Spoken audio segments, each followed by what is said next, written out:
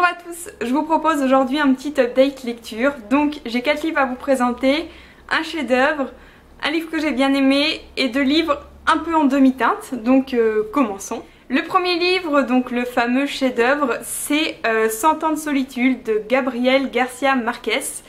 Vous connaissez peut-être cet auteur parce qu'il a été prix Nobel de littérature. C'est un auteur colombien et il est malheureusement décédé en 2014. C'est aussi l'auteur de L'amour au temps du choléra. Vous connaissez peut-être mieux ou plus ce roman-là que 100 ans de solitude. Quoi qu'il en soit, comme je vous le disais, pour moi ça a été vraiment une révélation. J'ai, je pense, découvert un de mes auteurs préférés. C'est l'histoire d'une famille sur plusieurs générations de laquelle on va voir un peu à la fois la naissance, la mort et la décadence. Avant tout, je voulais vous dire que c'était une lecture qui était assez difficile, donc je vous conseille dans un premier temps d'avoir un arbre généalogique de la famille que vous pouvez trouver très facilement sur internet. Tout simplement parce qu'il y a beaucoup de personnages et le gros problème c'est que les personnages ont souvent le même nom que leurs parents, donc du coup on s'y perd un petit peu parfois, donc je vous conseille d'avoir recours à un petit arbre généalogique. Et deuxièmement, je voulais vous dire que c'était une lecture assez difficile dans le sens où il y a pas mal de sous-entendus, il y a très peu de dialogue, donc c'est très dense, il se passe beaucoup de choses, il y a des choses qui ne sont pas dites, qui se laissent deviner, et par ailleurs c'est une lecture assez difficile dans le sens où il y a des scènes très violentes, des scènes très incestueuses parfois, donc ça met parfois un peu mal à l'aise.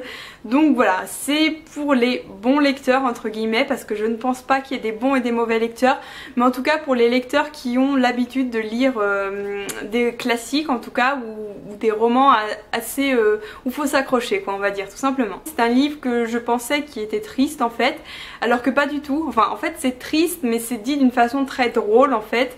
Il y a un humour très morbide parfois, très grinçant. Si je n'arrive pas à vous convaincre, je vous invite à aller voir la chronique vidéo de Illuse, je crois qu'elle s'appelle. Je vous mettrai le lien en barre d'infos parce qu'elle a fait une vidéo que sur ce livre et en tout cas moi celle qui m'a convaincue de le lire, donc je vous conseille d'aller voir sa vidéo, elle vous convaincra peut-être plus que moi. Il y a des passages où en fait vous trouvez drôle des choses qui en fait sont totalement horrible, totalement immoral. Donc par exemple il y a la thématique de l'inceste là-dedans qui est assez forte, la thématique de la violence. Dedans vous avez un fond de contexte de guerre civile entre conservateurs et libéraux et c'est assez intéressant parce qu'en fait on voit un peu les incongruités de cette opposition. Donc par exemple, pour vous donner un exemple tout bête, il y a les maisons qui sont un coup repeintes en bleu, un coup repeintes en rouge, un coup repeintes en bleu, jusqu'à qu'elles aient une couleur indescriptible, et c'est plein de petits trucs comme ça, c'est vraiment très intéressant. Ça se passe en Amérique du Sud, j'avais oublié de vous le dire je crois. Voilà, donc pour moi ça a été une révélation, je sais pas si ça le sera pour vous, vous me direz si vous le lisez, mais en tout cas je suis, voilà, je ne peux que vous le conseiller. Ce sera probablement un de mes livres préférés de l'année 2015, j'en suis quasiment sûre à 100%. C'est une histoire hyper originale, hors du commun, encore une fois, avec un ton particulier et que j'aime beaucoup et qui m'a énormément plu et qui j'espère vous plaira également. Donc ça c'était le chef-d'œuvre, et donc forcément à côté les autres livres que je vais vous présenter paraissent un peu plus fades en fait, faut bien le dire, mais encore une fois c'est difficile de comparer des livres de young adult ou de dystopie à un chef-d'œuvre comme 100 ans de solitude, donc on va pas trop paniquer. Le deuxième livre que je voulais vous présenter c'était The Book of Ivy. Donc celui-ci c'est le livre que j'ai bien aimé. Je crois que c'est une dystopie mais je ne suis pas sûre à 100%, en tout cas c'est une sorte de contexte de science-fiction on va dire. Comme dans toutes les dystopies, c'est une société dans laquelle vous avez des dominants et des dominés. Et il se trouve que là la jeune fille, donc Ivy, va être mariée au prince héritier et elle va avoir pour destinée de le tuer. Donc il va se passer plein de choses et c'est ce que j'ai bien aimé dans ce premier tome, c'est que c'est un premier tome où il se passe beaucoup de choses en fait. C'est pas un premier tome où vous avez quelques réponses, après il faut lire la suite. Non, ça va aller vite, il va se passer plein de choses et ça m'a beaucoup plu. Le contexte familial est original, c'est-à-dire que je trouve que dans les dystopies, habituellement le contexte familial est très classique. Vous avez toujours la petite sœur qui est trop mignonne, trop gentille, etc. Les parents sympas. Enfin, je trouve que c'est toujours le même schéma.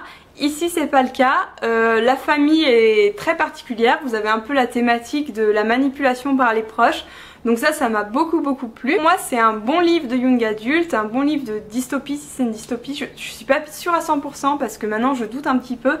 Mais en tout cas voilà, c'est un bon livre, je ne vous le déconseille pas. On va passer maintenant au livre un peu en demi-teinte malheureusement. Le premier, alors là je suis vraiment désolée de vous le dire parce que j'adore l'auteur, je la trouve super sympa, mais bon. Il s'agit du tome 1 des Outrepasseurs, les héritiers. Donc je l'ai lu avec mon amie Johanna en lecture commune et il se trouve que Johanna a lancé sa chaîne YouTube, donc sa chaîne Booktube plus précisément, et sa chaîne est vraiment très bien, elle lit des choses très variées. Et ce qui est bien aussi, c'est qu'elle a des avis assez tranchés et assez différents de ce qu'on voit habituellement. Donc je vous conseille d'aller voir sa chaîne, je vous mets le lien en barre d'infos aussi. Et voilà. Les Outrepasseurs, vous avez sûrement dû en entendre parler. C'est l'histoire d'un garçon qui du jour au lendemain va se rendre compte que sa famille n'est pas celle qu'il croyait. Et il va se rendre compte qu'il est lié à une sorte de société secrète extrêmement puissante et dangereuse. Ce qui ne m'a pas plu, c'est le fait que ce livre est extrêmement introductif. Et ça m'a un peu ennuyée pour tout vous dire. J'ai trouvé que j'ai eu du mal à le finir en fait. J'ai sauté certains passages parce que c'est très introductif et ça m'a bloqué. Après, si je veux être tout à fait honnête, je dois quand même reconnaître que c'est un bon livre, c'est-à-dire que je ne vois aucun problème majeur, c'est-à-dire que l'écriture est très bien, il n'y a pas de ficelle scénaristique en fait. Ce que je déteste les ficelles scénaristiques, vous savez les trucs hyper attendus, je déteste ça, les trucs clichés. Là c'est pas du tout le cas, donc je peux vraiment pas lui reprocher ça. Et ce qui m'a rassurée, c'est que pour Johanna également ça ne l'a pas fait, vu qu'elle ne l'a pas fini, elle, moi je l'ai quand même fini, mais elle ne l'a pas fini. Donc vous voyez, je pense que ça peut plaire à beaucoup de monde, mais après certaines personnes comme Johanna et moi peuvent être embêtées par le côté un peu introductif, mais bon voilà, c'est pas très grave. Et ce que je voulais vous dire aussi avant d'en finir avec ce livre, c'est que ça s'adresse par contre à un public adulte, où voilà, c'est pas pour les enfants de 12 ans, dans la mesure où il y a des scènes quand même assez violentes, et il me semble qu'il y a quelques scènes sexuelles, bon rien de très méchant, mais elles sont quand même là, donc voilà, c'est plus pour un public assez adulte, c'est de la fantaisie adulte. Mais voilà, c'est pas un mauvais livre, sincèrement. C'est juste qu'il faut savoir que c'est un livre introductif. Ensuite, le dernier livre un peu en demi-teinte, c'est Red Queen. Donc c'est un livre qui a été beaucoup apprécié par nos amis anglophones, nos amis booktubeurs anglophones. Personnellement, voilà, c'est en demi-teinte. Donc c'est l'histoire, encore une fois, d'une société dans laquelle vous avez les dominants, les dominés. Sauf que là, la distinction se fait en fonction de la couleur du sang. Donc vous savez, les personnes avec du sang rouge, donc qui sont les dominés, et les personnes avec du sang argent qui ont des pouvoirs particuliers et qui eux sont les dominants. On va suivre l'histoire d'une jeune fille qui est une sang rouge, donc une dominée, et qui est une voleuse, en fait, qui vole les gens. Et un beau jour, je ne vous dis pas comment ni pourquoi, elle va se retrouver dans la cour des argents. Ce que j'ai trouvé bien tout d'abord, c'est que le contexte est relativement cohérent et relativement bien expliqué. C'est-à-dire que c'est pas un truc hyper simpliste, ce que je reproche parfois un peu aux dystopies, c'est-à-dire qu'elles vont vraiment simplifier à l'excès le contexte et l'univers. Donc ça me gêne un peu parce que du coup après ça manque un peu de crédibilité, je trouve.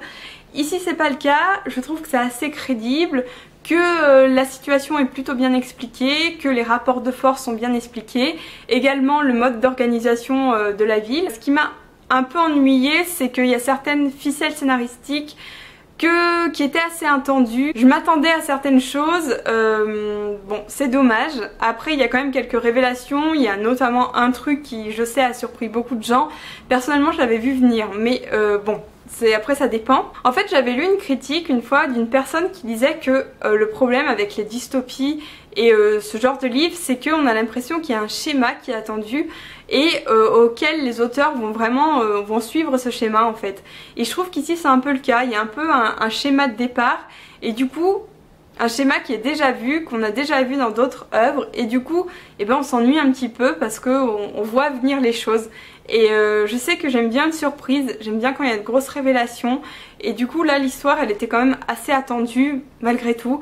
Donc c'est un peu dommage, mais ceci dit je pense que les fans de dystopie etc vont plutôt bien l'aimer parce que il est vraiment pas mauvais, hein. Je ne vous dis pas que c'est un mauvais livre, ne me faites pas dire ce que j'ai pas dit s'il vous plaît, c'est absolument pas un mauvais livre.